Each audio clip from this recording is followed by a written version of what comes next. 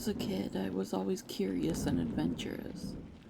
I was the first to explore patches of woods, climb the highest trees, and do things my peers were too afraid of. I wasn't afraid of getting hurt or running into danger. My friend Tommy lived in a large Victorian-style house just a few blocks away from me. It was rumored to be haunted by the spirit of a little boy who tragically passed away from a fall down the basement stairs. But his parents didn't seem to care and bought it anyway. It was his mom's dream home. She always said she envisioned this house from the time she was a child, and driving through our sleepy town on the way to the big city, she saw it and had to have it.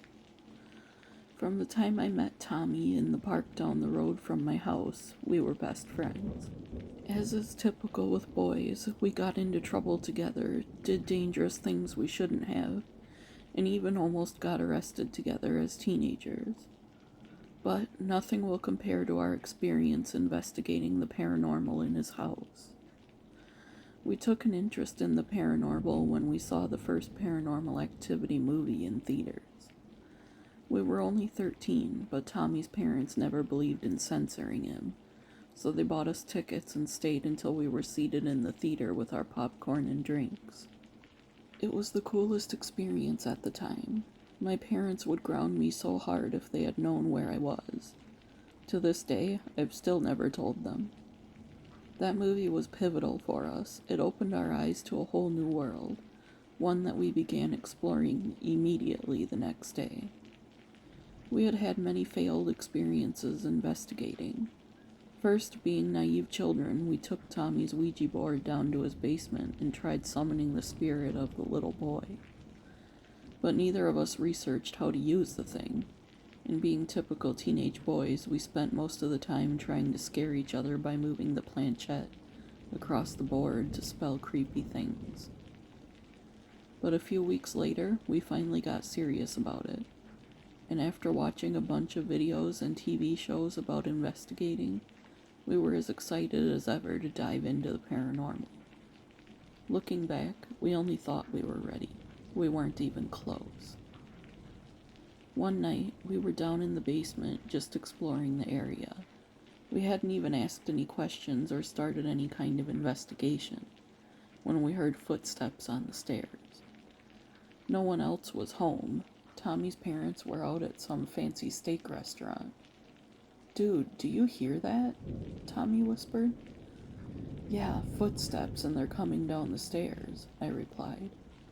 We were both frozen in place now that we were actually face to face with the paranormal, so to speak. Just as quickly as they started, the footsteps stopped. "Dude, someone or something is down here with us," Tommy whispered. "This is so cool," I said. Little did I know, the rest of the night would not be so cool. In fact, this night still gives me nightmares, and I'm 29.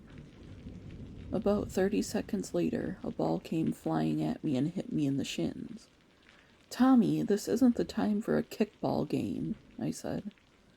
"It wasn't me, I swear. And what ball? We don't have toys down here. I only have a few footballs," Tommy replied, worry growing on his face. "If you're down here with us, give us a sign," I said. It was something all the paranormal investigators always said, so I was following their lead. There was definitely something down here with us, because there was a knock on one of the basement windows, so loud it made us both scream. "Dude, this is so cool," Tommy said. But it wasn't cool anymore when we heard the basement door slam shut. Our flashlight suddenly went dead. We both raced up the stairs, Tommy reaching the door before me. "It won't open," he said. "Yeah, right, just push harder," I said, pushing him out of the way. But I grabbed the doorknob and turned, and it would only turn halfway. I pushed as hard as I could on that door, but it wouldn't budge. "What do we do?" I asked. "I don't know. Mom and Dad won't be home for at least another hour," Tommy responded. We were trapped, down in a dark basement, with someone or something we couldn't see. After trying the door a few more times, we sat on the steps to think about our next move. But we didn't have to think of the next move because the door flew open and hit the wall. We both sprang up, let out a scream, and ran up the stairs as if our lives depended on it. Tommy slammed the door, and it took us probably 3 months to go down there again. Neither of us knew what we were getting ourselves into when we decided we wanted to explore the paranormal. Thanks, David, for sharing your story. I bet you and Tommy were a little more cautious the next time you did venture down into the basement.